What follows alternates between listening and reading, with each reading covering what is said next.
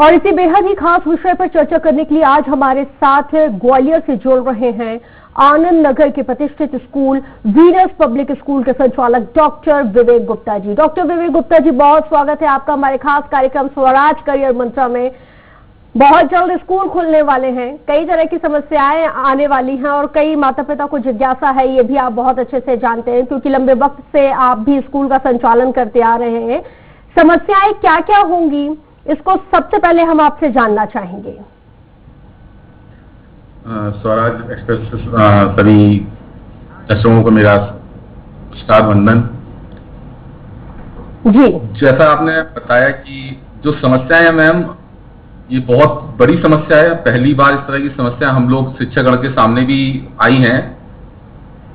इसमें आप मान के चलिए, बच्चा स्कूल में आता है तब से हम लोग को सावधानियां बरतनी होंगी, जिसमें आप मान के चलिए बच्चे का सबसे बड़ी प्रॉब्लम है लंच बॉक्स।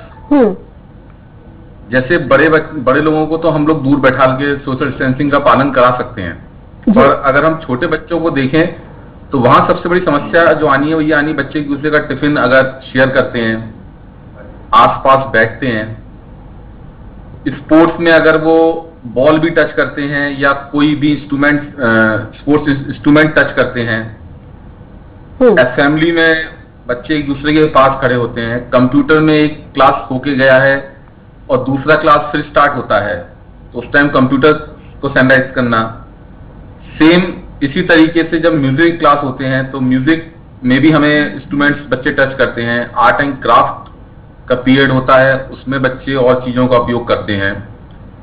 जब हम किसी वाहन का उपयोग करते हैं कहीं से आने जाने में, तो उसका भी हमें ध्यान रखना पड़ेगा। बिल्कुल विवेक जी, क्योंकि आप हर उस जो विशेष और महत्वपूर्ण बातें हैं जिसका ध्यान रखना है उस तरफ आप फोकस भी कर रहे हैं। क्या जिस तरह से आप लोग तैयारी कर रहे हैं सरकार की तरफ से, जिला प्रशासन की तरफ से, स्कूल विभाग की तरफ से, क्या आप लोगों को सहायता दी जा रही है, आप लोगों को कोऑर्डिनेट किया जा रहा है? अभी समय समय पे सीबीएसई और जिला प्रशासन द्वारा हमें अभी निर्देश तो दिए जा रहे हैं कि हमें स्कूल के लिए पहले अपने सुझाव दें, और हम लोगों द्वारा सुझाव उनको दिए भी जा रहे हैं। और अभी लेकिन एक पूरी पक्की गाइडलाइन तैयार नहीं हुई है कि क्या करना है, हमें किस तरीके से करना है। अभी एक रफ ड्राफ्ट पे ही कार्य चल रहा है। जी बिल्कुल विवेक जी, क्योंकि अगर हम बात करें जो 6th क्लास से लेके जो 12th क्लास तक का जो बच्चा है उसको तो हम समझाएंगे, वो समझ भी जाएगा। हो सकता है वो 2 गज दूरी का भी पालन कर लेगा, वो तमाम जो नॉर्म्स है उनको जान लेगा, समझ भी लेगा और समझने लगा होगा। लेकिन जो pre nursery to 5th standard का बच्चा है उनको समझाना बेहद मुश्किल हो जाता है, क्योंकि उनको खेलना भी है, उनको गुस्सा भी होना, उनका रूठना भी है, मनाना भी है। उनके साथ आप लोग की तैयारी किस तरह की रहने वाली है? सबसे बड़ा चुनौती का, जैसा आपने बताया, बिल्कुल सही कहा कि सबसे बड़ी चुनौती प्री प्राइमरी वगैरह के लिए है। और हम स्कूल वालों का मानना भी है कि हम इसको जितना लेट स्टार्ट करें स्कूल को और उतना अच्छा रहेगा अभिभावकों के लिए और शिक्षकों के लिए भी। जितनी हम लोग ऑनलाइन क्लासेस अभी चलाएं वो बेटर रहेगा। हायर क्लासेस के लिए जरूरी है कि शिक्षा को हम इस तरीके से इतना लंबे समय तक नहीं दूर कर सकते, तो वहां पे हम लोग क्लासेस रेगुलरली रन करें। बिल्कुल मैम, हम लोगों ने जो तरीके अपनाए हैं उसके बारे में थोड़ा बताना चाहता था कि सबसे पहले तो या तो हम उसको 2 शिफ्ट में करें स्कूल, मॉर्निंग में और आफ्टरनून में, या हम अल्टरनेट डे करें, मंडे वेडनेसडे फ्राइडे, आधे बच्चे एक दिन आए आधे एक दिन आए, या बच्चा वीक में 2 दिन आए। ये 2-3 तरीके के हैं जिस तरीके से हम लोग कर सकते हैं। हम लोग इसमें स्पोर्ट्स के क्लासेस नहीं लगाएंगे, म्यूजिक के नहीं लगाएंगे, आर्ट एंड क्राफ्ट के नहीं लगाएंगे, असेंबली नहीं कराएंगे बच्चों की। बच्चा सिर्फ आएगा, क्लासेस अटेंड करेगा प्रॉपरली, और लंच में भी टीचर क्लास में ही रहेगा जी। वो बच्चे आपस में दूसरे का शेयर ना करें। जी विवेक जी, क्योंकि ये एक बहुत अच्छी जानकारी आप दे रहे हैं कि ऑल्टरनेट डेज से हो सकता है क्लासेस को लगाया जाए, और जब लंच पीरियड रहे, जब लंच का वक्त रहे, तब क्लास में ही पर्टिकुलर क्लास का जो टीचर है वो रहे, जिससे बच्चे सोशल डिस्टेंसिंग का पालन कर सके और एक दूसरे के साथ लंच शेयर ना करें। जिस तरह से आप लोग ये कदम उठा रहे हैं, क्या लग रहा है कि ग्वालियर में जितने भी प्राइवेट स्कूल हैं क्या वो भी इसी तरह के कदम उठाएंगे? मैम मैं ग्वालियर प्राइवेट स्कूल एसोसिएशन का सेक्रेटरी भी हूँ ग्वालियर में। तो हम लोग जो भी डिसीजन लेते हैं कलेक्टिवली लेते हैं और एक साथ ही लेते हैं।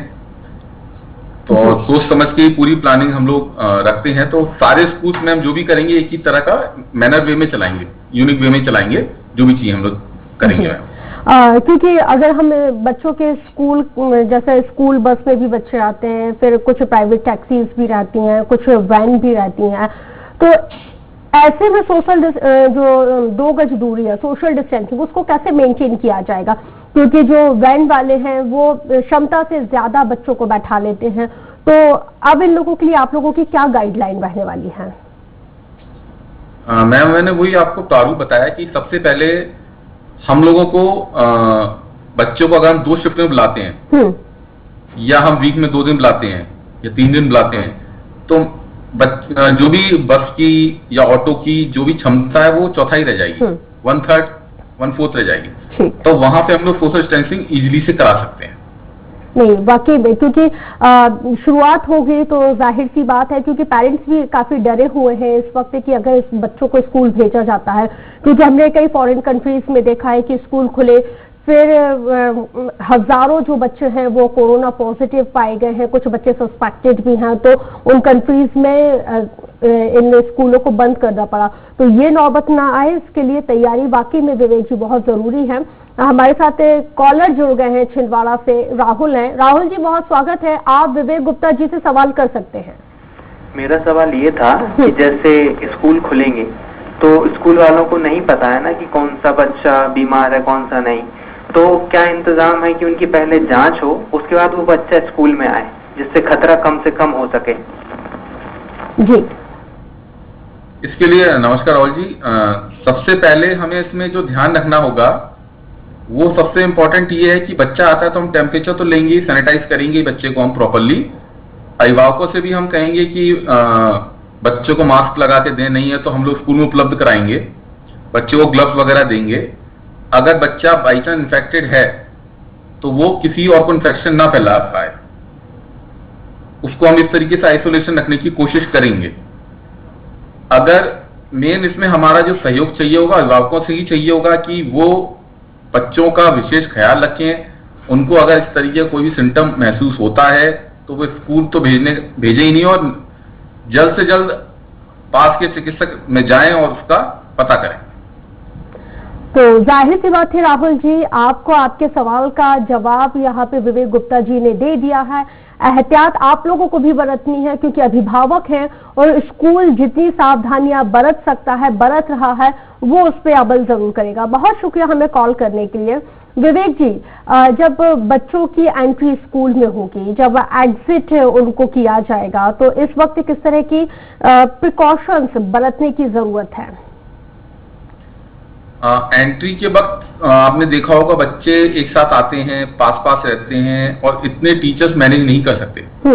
तो उसमें हम लोगों को सबसे पहले इम्पोर्टेंट है, हमारा पहले दिन बच्चा जब स्कूल में आए तो हम उनकी सबसे पहले यही क्लास लें कि आपको 10 फीट की दूरी बना के कम से कम रखनी है। आप जब गेट के अंदर आए, आप गेट के बाहर जाएं।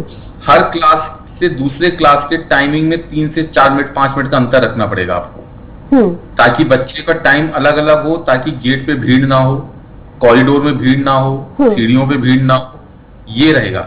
सेम इसी तरीके से हमारा जो लंच रहता है, लंच टाइम रहता है, उसमें भी हम लोग 5-5 मिनट का गैप रखेंगे, ताकि बच्चे जब वॉशरूम यूज करते हैं या ड्रिंकिंग वाटर यूज करते हैं तो वो वहां पे भीड़ ना हो, वॉशरूम प्रॉपर क्लीन हो पाए, सैनिटाइज हो पाए, तब दूसरा बच्चा या दूसरा क्लास उसको यूज करे। जी बिल्कुल, क्योंकि सवाल भी मैं आपसे यही करना चाह रही थी कि वॉशरूम स्कूल में, कॉलेजेस में ऑलवेज हमने देखा है कि मोस्ट प्रोबेबली कॉमन रहते हैं और कॉमन टॉयलेट ही यूज करना पड़ता है। तो मतलब इस दरमियान और कितना एहतियात बरता जाएगा, क्योंकि बड़े तो मैनेज कर लेंगे लेकिन छोटों को हम नहीं बता सकते कि आपको किस तरह से फ्लश करना है, किस तरह से आपको सैनिटाइज वॉशरूम का इस्तेमाल करना है। तो यहाँ पे किस तरह की आपकी तैयारी है? मैम, जैसे मैंने आपको बताया कि हम लोग को एक नया टाइम टेबल इसमें इम्प्लीमेंट करना होगा। जैसे अगर एक सेक्शन का या एक क्लास का हम लोग 10:15 पे लंच कर रहे हैं, ब्रेक दे रहे हैं, तो दूसरे का होगा 10:30 या 10:45। इसमें टाइम डिफरेंस रहेगा ताकि जो वॉशरूम की क्षमता है या ड्रिंकिंग वाटर की क्षमता है उसमें बच्चे 1/3 रेशो में जाएं और दूसरे क्लास के लंच के पहले वो वॉशरूम प्रॉपर द्वारा सैनिटाइज हो पाए। बिल्कुल। एक और कॉलर जुड़ गए हैं इंदौर से हमारे साथ विवेक जी, दिनेश हैं। दिनेश जी बहुत स्वागत है, सवाल कर सकते हैं आप विवेक गुप्ता जी से। सर मैं ये पूछ रहा था कि अभी सुन रहे हैं बच्चों के स्कूल खुलेंगे, अब जो हम लोग अखबारों में पढ़ते रहते हैं उसमें पता चलता है कि बच्चे लोग जो होते हैं बच्चों को और 60+ वालों को कोरोना ज्यादा असर करता है। ऐसे में अगर स्कूल खुलते हैं, भले ही वो एक दिन एक क्लास के बच्चों को रखे, दूसरे क्लास के बच्चों को, बट स्कूल तो वो बच्ची जाती है। मेरी बच्ची भी 8th क्लास में है, बस से आना जाना, फिर साथ में वो दोस्तों के साथ वहीं पे उनका लंच भी होता है। तो सर बड़ा कंफ्यूजन चल रहा है, हम बच्चे को भेजें नहीं भेजें, क्या करें? मुझे थोड़ा सुनने में दिक्कत आई, मुझे मैं आपको क्वेश्चन रिपीट जी। ये दिनेश जी का सवाल ये था कि इनकी बच्ची भी है, स्कूल जाती है और क्योंकि अब समझ में नहीं आ रहा है कि बच्चों को स्कूल भेजा जाए कि नहीं, क्योंकि कोरोना का जो खतरा है वो लगातार मंडराता जा रहा है, सोशल डिस्टेंसिंग का हर जगह पालन नहीं किया जा सकता। तो वो सवाल ये पूछ रहे थे कि क्या वो अपनी बेटी को भेजे स्कूल के लिए कि ना भेजें। नहीं, अभी मेरा मानना आपसे यही है, आपका बच्चा कौन सी क्लास में है, पहली बात तो ये भी इम्पोर्टेंट है। आई थिंक 6th स्टैंडर्ड जी। तो 6th क्लास के बच्चे को तो अपन पहले स्कूल भेजें, लेकिन शुरू में पहले आप ये देखें, 2-3 दिन वॉच करें पहले स्कूल खुलने के बाद कि किस तरह की गलतियां हो रही हैं, उस गलतियों को हम लोग सुधारें, उसके बाद आप बच्चे को पहले भेजें, ताकि स्टार्टिंग में सब लोग अपने बच्चों को ना भेजें, धीरे धीरे करके भेजना स्टार्ट करें। और सबसे इम्पोर्टेंट है बच्चे, अभी तो अभिभावक जितने भी हैं, जितने पेरेंट्स हैं, गार्जियंस हैं, वो बच्चों की बुक्स लाएं और घर पे अभी सेल्फ स्टडीज तो स्टार्ट कर ही दें, ताकि बच्चे पढ़ाई से जुड़े रहें और पढ़ाई करें मन लगा के इस समय। ठीक है। एक और कॉलर है अभिलाषा, भोपाल से जुड़ गई है। अभिलाषा जी बहुत स्वागत है, सवाल कीजिए अपना। मैम मैं ये बोल रही हूँ कि जैसे 5th क्लास तक के बच्चे तो आपने मान लिया छोटे हैं, तो 6 से 8th क्लास तक के बच्चे भी उतने सिंसियर नहीं होते हैं। तो कम से कम ये कि 5th क्लास तक तो आपको लेट क्लास शुरू करनी चाहिए, जैसे आप सितंबर भी ले सकते हैं, और 8th क्लास तक के बच्चों को आप भी सितंबर से क्लास करें शुरू, तो उसके बीच में कुछ उनको ऑनलाइन वगैरह दे पढ़ने के लिए तो ठीक रहेगा। 9th से और 12th तक के बच्चे तो मैनेज कर लेंगे ये सब चीज, और वही पढ़ाई उनकी ज्यादा कठिन है। ठीक। विवेक जी, अभिलाषा जी का सवाल ये है कि 5th क्लास के बच्चे भी मतलब उतने बड़े नहीं होते कि मैनेज कर पाए, 6th क्लास के भी 7 to 8 के भी थोड़ा बहुत ही मैनेज कर पाएंगे, लेकिन क्या ऑनलाइन जो फैसिलिटीज हैं, ऑनलाइन क्लासेस की फैसिलिटीज है, क्या इसको और ज्यादा नहीं बढ़ाया जा सकता सितंबर तक? हम लोग स्कूल में सारे प्रयास कर रहे हैं कि बच्चों को हम ऑनलाइन क्लासेस करें और बच्चों को समझ में आए, लेकिन सारी चीजें पॉसिबल नहीं हो पा रही हैं कि हम मोबाइल और कंप्यूटर के थ्रू उनको सारी चीजें डिलीवर कर पाए। तो आप शिक्षकों पर विश्वास रखें, हम बच्चे को लिखना पढ़ना सब चीजें सिखाते हैं, सारी चीजें सिखाते हैं, ये भी चीज हम बच्चों को सिखाएंगे और इस मुश्किल दौर से हम लोग आगे निकलेंगे। आप हम लोग को विश्वास करें और बच्चों को भेजें, आप बिल्कुल निश्चिंत होकर कि बच्चे आपके सुरक्षित हैं। कोई भी चीज होगी वो शिक्षकों को पहले आने देगी, बच्चों तक नहीं आने देंगे।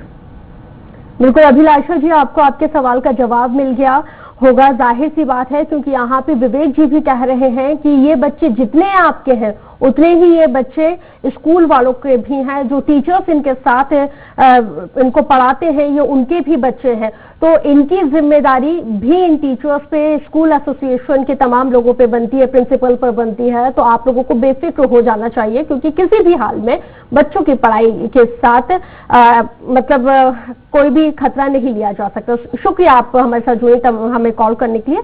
भोपाल से एक और कॉलर है, सुरेश जी हमारे साथ जुड़ गए। सुरेश जी बहुत स्वागत है, सवाल कीजिए आप। तो सुरेश जी से हमारा संपर्क नहीं हो पाया है। विवेक जी, आपने देखा कि अमूमन जितने भी पेरेंट्स कॉल कर रहे हैं तो सबको अपने बच्चों की सिक्योरिटी, उनकी हेल्थ की सबसे ज्यादा केयर है, वो कंसर्न है उसको लेकर। तो क्या लगता है इस डरे हुए माहौल में वाकई में प्राइवेट स्कूल तो मतलब ये तमाम तरह की फैसिलिटीज अवेलेबल करा रहा है, जिस तरह से आपने जिक्र किया, क्या सरकारी स्कूल इस तरह की फैसिलिटीज अवेलेबल करा पाएंगे? वो उन पेरेंट्स का जो विश्वास है वो जीत पाएंगे? जो सरकारी स्कूलों में जो बच्चे पढ़ते हैं उनके माता पिता कि अपने बच्चों को स्कूल भेज पाएंगे? ये आपने बिल्कुल मैम सही क्वेश्चन पूछा, और ये वाकई में प्राइवेट स्कूल्स में इंफ्रास्ट्रक्चर वाइज और पर्सनल इंटरेस्ट हम लोगों का इतना रहता है कि हम लोग बारीकी से ये चीज देखते हैं। सरकार में कुछ इंफ्रास्ट्रक्चर से रिलेटेड और इतनी चीजों पे ध्यान नहीं दिया जा सकता है, लेकिन हाँ, निश्चित तौर पे हमें विश्वास करना चाहिए सरकार पे, और वो भी इसका कोई ना कोई रास्ता इस तरीके से प्रारूप तैयार करेगी कि बच्चे सेफ रहें। लेकिन मेरा बार बार एक ही निवेदन है, कहना है कि पहले दिन से हम बच्चे को ना भेजें, पहले हम देखें, वेट एंड वॉच वाला तरीका अपनाएं। पहले हम देखें बच्चे जा रहे हैं, क्या गलती कर रहे हैं। इसमें मीडिया वालों का सबसे बड़ा योगदान रहेगा, वो बताएंगे कि प्रशासन क्या गलती कर रहा है या हम लोग भी क्या गलती कर रहे हैं या कहाँ लापरवाही बरत रहे हैं। उस चीज को देखते हुए फिर हमें पूरी तैयारी के साथ बच्चों को भेजना होगा। बिल्कुल एहतियात बरतना होगा। कुल मिलाके ये तो समझ में आ रहा है सभी पेरेंट्स को। मोहन दुबे जी हैं हमारे साथ शुजालपुर से, इस वक्त फोन लाइन पर जुड़ गए हैं। मोहन जी, बहुत स्वागत है, सवाल कीजिए अपना। मेरा सवाल ये है मैडम कि ये जो प्राइमरी के बच्चे हैं, नर्सरी के जी, तो ये कैसे सोशल डिस्टेंसिंग कर पाएंगे? जी बिल्कुल, आप फोन लाइन पर बने रहिए। विवेक जी इसका आंसर आपको करते हैं। विवेक जी, वही जिसकी शुरुआत हमने सबसे पहले अपने कार्यक्रम में की थी कि जो प्राइमरी के बच्चे वो इससे 2 गज दूरी का पालन कैसे करेंगे, और यही सवाल मोहन दुबे जी पूछ रहे हैं। प्री प्राइमरी के बच्चों को तब तक ना भेजें जब तक वैक्सीन ना आ जाए जी। इसका वन वर्ड आंसर यही है कि जब तक प्रॉपर वैक्सीनेशन मेडिसिन इसकी नहीं आ जाती है, प्री प्राइमरी के बच्चों को स्कूल में ना भेजें। तो मोहन दुबे जी, प्री प्राइमरी के बच्चों को तब तक स्कूल नहीं भेजना है जब तक इसका वैक्सीनेशन बनकर तैयार नहीं हो जाता और अवेलेबल आपकी हमारी जो देश है उसकी गवर्नमेंट नहीं करा देती है, तब तक रिस्क लेने की जरूरत नहीं है। और उसके बाद भी अगर आप लोग अपने बच्चों को भेजना चाहते हैं तो पहले जिस तरह से विवेक जी कह रहे हैं कि वेट एंड वॉच की कंडीशन को देखिए, क्या वो तमाम फैसिलिटीज स्कूल के द्वारा प्रोवाइड की जा रही है या नहीं, और अगर की जा रही है तो डेफिनेटली आप अपने बच्चों को भेजिए। विवेक जी, जिस तरह से हम देख रहे हैं कि बहुत क्यूरियोसिटी है पेरेंट्स में, डरे हुए हैं, भेजना भी चाहते हैं, नहीं भी भेजना चाहते हैं, तो ये डू एंड डाई की कंडीशन से कैसे निकला जाएगा फिर? मैम, ये बात तो सही है, हिंदुस्तान नहीं पूरा संसार इस समय बहुत बड़ी बीमारी से जूझ रहा है और बहुत बड़ी प्रॉब्लम से हम लोग फेस कर रहे हैं, और लेकिन हम लोग को आगे निकालने हमारा दृढ़ निश्चय ही कार्य करेगा और सारी चीजों को हमें सहन करना है, उससे लड़ना है, तभी हमें आगे बढ़ना है। जी, इसके लिए मैम सबसे ज्यादा जरूरी है सावधानी बरतना, देखना, समझदारी से काम लेना। हम अगर ये देखते हैं बच्चा स्कूल में आता है तो ये पक्का है हम बच्चे को सैनिटाइज करते हैं, उसके हैंड हम ग्लव्स देते हैं, स्कूल की तरफ से देंगे, मास्क भी हम स्कूल की तरफ से देंगे कि बाई चांस ग्लव्स या मास्क पहले से इन्फेक्टेड ना हो। उसके बाद बच्चा ऐसी कोई चीज टच नहीं करेगा, सिर्फ बेंच पे बैठेगा, वहां पे वो अपने पेन से पढ़ाई करेगा, और उस बेंच से निकल के पानी की बोतल वो अपने घर से लाए, केवल उसको फिल करना है, स्कूल में तो करे। हम वो भी कहेंगे कि पानी बोतल इतनी बड़ी लाए कि वो पूरी की पूरी दिन भर यूज हो पाए। वॉशरूम के अलावा वो केवल अपनी टेबल, बेंच और वॉशरूम का गेट और वो टच करता है जहां हम लोग के सैनिटाइजर वहां पे रहेंगे लोग। इसके अलावा वो किसी चीज को ना टच करे, बस में जाए, अपनी सीट पे बैठे जो पहले सैनिटाइज होगी और उतर जाए। तो सबसे बड़ी ध्यान देने वाली चीज ये है, ये अभिभावकों को, पेरेंट्स को भी ये कहना पड़ेगा, बेटा आपको कोई भी चीज टच नहीं करनी, आपको सिर्फ अपने टेबल पे बैठना है, अपने पेन से लिखना है, किसी बच्चे से नहीं मिलना, ना बात करनी है, आपको सिर्फ लेक्चर सुनना है। उसके बाद सीधे बस में अपनी सीट जो आपको अलॉट की गई है उस सीट के पास बैठना है, उस सीट से आपको उतर के सीधे घर के अंदर आना है। घर में आते वक्त पेरेंट्स ध्यान रखें, बच्चे को दोबारा हैंड वॉश कराएं, बच्चे को प्रॉपर बोले बात लेके आए, कपड़े चेंज करे, उसके बाद वो घर के अंदर उसको लें। जी विवेक जी, इस वक्त एक चीज तो बहुत अच्छे से ये भी समझ में आ रही है कि जब ये स्कूल स्टार्ट होंगे तो जो एक्स्ट्रा करिकुलम एक्टिविटीज है जो स्कूल की तरफ से हमेशा करवाई जाती थी, मतलब इस सेक्शन में वो एक्स्ट्रा करिकुलम एक्टिविटीज हमें देखने को नहीं मिलेगी। बिल्कुल मैम, ये तो बहुत क्या है, अभी तो बहुत कठिन दौर है। अगर इस दौर में हम लोग sports, music, art and craft, computers, extra curricular activities हम जो भी कराते हैं तो वो हम लोगों के लिए बहुत टिपिकल है कि हम वो चीज सैनिटाइज कर पाए या बच्चों को सोशल डिस्टेंसिंग मेंटेन करा पाए। तो इस समय तो सिर्फ और सिर्फ हम लोग का पूरा फोकस पढ़ाई पे रहेगा और कम से कम टाइम बच्चों को कंज्यूम करके मैक्सिमम से मैक्सिमम उनको नॉलेज दें और होमवर्क दें और डिलीवर कर पाए नॉलेज, वही हम लोगों का टारगेट रहेगा। तो एक्स्ट्रा कैरिकुलर एक्टिविटीज तो अभी नहीं हो पाएंगी इस सेशन में। जी डॉक्टर विवेक, क्योंकि कोरोना का ये जो भीषण संकट है न केवल हमारे देश में बल्कि पूरे विश्व में हम देख रहे हैं, जो पेरेंट्स हैं उनसे आप लोगों की being a teacher, being a principal और जिस तरह से तमाम चीजें आप लोग देख रहे हैं, क्या एक्सपेक्टेशन रख रहे हैं कि उनसे आप लोगों को किस तरह का सपोर्ट मिलना चाहिए? किनसे मैम? जो अभिभावक है, जो पेरेंट्स है उनसे। मैंने आपको मैं बताया कि पेरेंट्स से हमें सबसे पहले तो ये ध्यान रखना है कि हम पहले तो बच्चा जब घर से निकले तो पेरेंट्स उनको एक, हम लोग ऑनलाइन क्लासेस में बच्चों को बता चुके हैं, पेरेंट्स की भी ऑनलाइन काउंसलिंग कर चुके हैं हम लोग कि क्या क्या घर में हमें सावधानियां बरतनी है और बच्चों को क्या क्या सिखाना है। तो वो चीज उनको जो ऑनलाइन हमने उनको बताया है पेरेंट्स को और बच्चों को क्लासेस में, वो उनको बताएं कि बेटा आपको किसी को टच नहीं करना, आपको ग्लव्स पूरे टाइम और मास्क पूरे टाइम पहनना है, सैनिटाइज पूरे टाइम हाथ को करते रहना है। और सबसे इंपॉर्टेंट है कि माँ बाप बिल्कुल भी नजरअंदाज ना करें। अगर बच्चे का टेम्परेचर या कोई भी सिम्टम उनको लगते हैं तो वो डॉक्टर्स के पास जाएं और उनसे सलाह लें। स्कूल में ऐसी स्थिति में भेजने की गलती ना करें जी। ये सबसे मैं बड़ा सहयोग चाहूंगा अभिभावकों से। जी विवेक जी, क्योंकि हम कार्यक्रम के आखिरी पड़ाव पर हैं, चलते चलते आप हमारे तमाम दर्शक जो इस वक्त आपको टेलीविजन स्क्रीन पर देख रहे हैं, वो अभिभावक जो आपको इस वक्त सुन रहे हैं, देख रहे हैं, जिनके बच्चे स्कूल जाने के लिए कभी ना कभी जिद करते रहते हैं कि अब तो स्कूल जाना ही है क्योंकि बहुत लंबे वक्त से लॉकडाउन पीरियड हमने घर में काट दिया, अब हमें पढ़ना है, अब हमें खेलना है, तो उनके लिए क्या सलाह आप देना चाहेंगे? मैं ये कहूंगा कि जो भी अभी समस्या है, परिस्थितियां पैदा हुई हैं, वो हुई हैं। इस समय आप अपने माँ बाप के साथ में हैं, अपने दादा दादी के साथ में, अपनी फैमिली के साथ में। आप उनसे भी बहुत चीजें सीखें। इससे अच्छा मौका आपको माँ बाप के साथ समय बिताने का दादा दादी के साथ नहीं मिलेगा और उनका जो अनुभव है वो आपको जीवन भर काम आएगा। आप ज्यादा उनके साथ समय व्यतीत करें, उनसे कहानियां सुने, उनसे चीजें समझें कि कैसे कैसे महापुरुषों ने क्या क्या किया, एक एक चीज समझें, घर में किस तरीके से काम किए जाते हैं, कौन सी चीज किस तरीके से कार्यरत है, वो सब सीखें। उसके अलावा स्कूल आना आपका तय है, पूरी तैयारी में हम लोग भी लगे हुए हैं, प्रशासन भी लगा है, आप आएंगे। बस आप लोग एक ही चीज ध्यान रखें, आपको सावधानी रखनी है। 2020 सावधानी से रहने का है। जी बिल्कुल, बहुत शुक्रिया विवेक जी, आप हमारे इस कार्यक्रम में शामिल हुए और इतनी महत्वपूर्ण जानकारी आपने हमारे दर्शकों को दी। बहुत शुक्रिया आपका हमारे साथ जुड़ने के लिए। और इसी के साथ स्वराज करियर मंत्रा में मेरे साथ इतना ही, दीजिए इजाजत, नमस्कार।